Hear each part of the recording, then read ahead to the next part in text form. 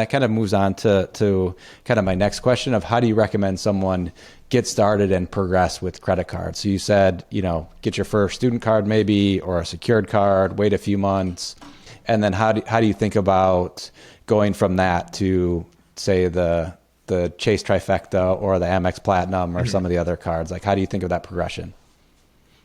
Yeah, so I mean, I think of the Chase Trifecta as like the perfect stepping stone, kind of like the perfect path into the whole credit card world. Just because with Chase, first of all, there's the whole Chase 524 rule, which is, I mean, I guess I could briefly talk about it, like where you can, if you've been approved for 5 or more personal credit cards across any issuer within the past 24 months, Chase is automatically going to deny you for a credit card if you're over that rule. So you just want to make sure that if you are interested in credit cards, and I think it makes a lot of sense to go for Chase cards first because you're going to be under that rule when you're just getting started. So if you say you did what I said, where you got the student credit card or a secured credit card or even like a credit builder type of card in that first year,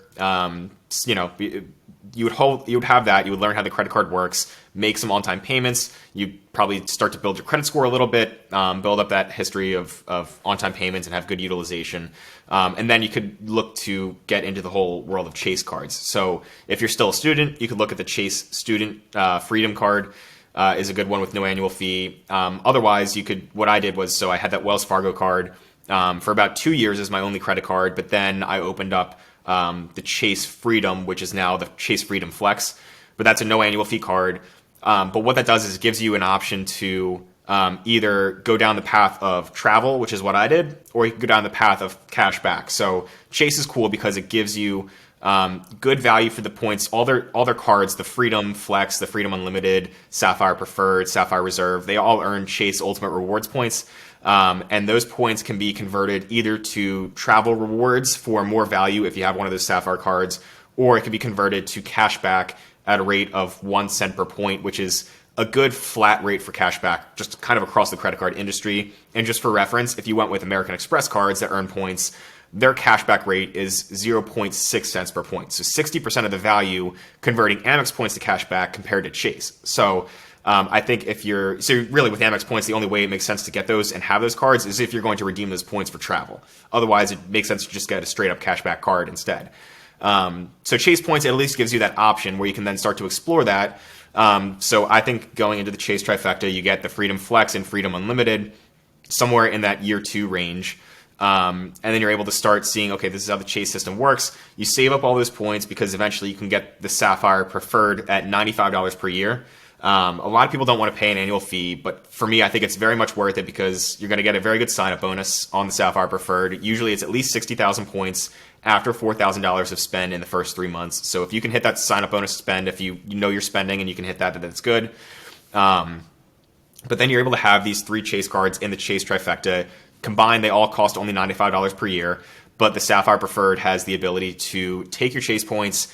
You get at least 25% more value, so 1.25 cents per point, if you take those Chase points and redeem them for travel in the Chase Travel Portal for flights or hotels or car rentals even. But you can do that, or you can learn what I talk about on my channel, where you can transfer points out to some of the partner programs. And just as an example, Hyatt it's kind of by far my favorite to use when it comes to Chase points because Amex does not transfer to Hyatt, but Chase does, and Hyatt is one of the few hotel programs that has not really devalued their points currencies. So I've been able to stay at, resorts. Like I went to Puerto Rico last year for 5 days, 4 nights, and it was this awesome resort.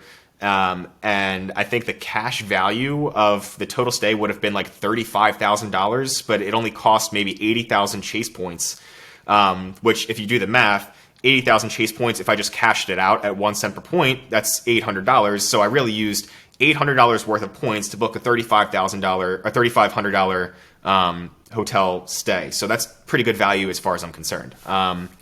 So that's the way I would do the Chase Trifecta. And then if you decide that the $95 Sapphire Preferred is not worth it for you anymore, what you could do is you can actually downgrade it to a Chase Freedom Flex or Chase Freedom Unlimited.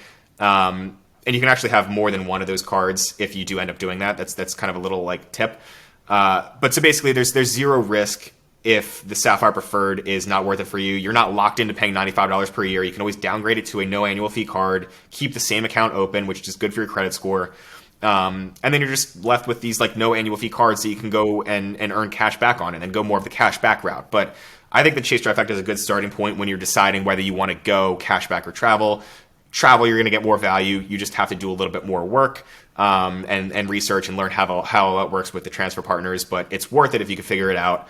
And then the cashback route is just simple and straightforward. So if you really just want a like hands-off approach with credit cards, then that's the way to go. I think that makes total sense. I think the Chase cards give you flexibility for either cashback or points for the same cards, versus with Amex, they have some good cashback cards like the Blue Cash Preferred, but it's only that, and you don't get the travel rewards for it. And so it's kind of an either or with Amex. And then with Chase, I think gives you more flexibility. And obviously you don't have to get the value from, all the different kind of different credits that you get only on a monthly basis and things like that, and have the high annual fees for the gold and platinum card with Amex. So totally agree on that point.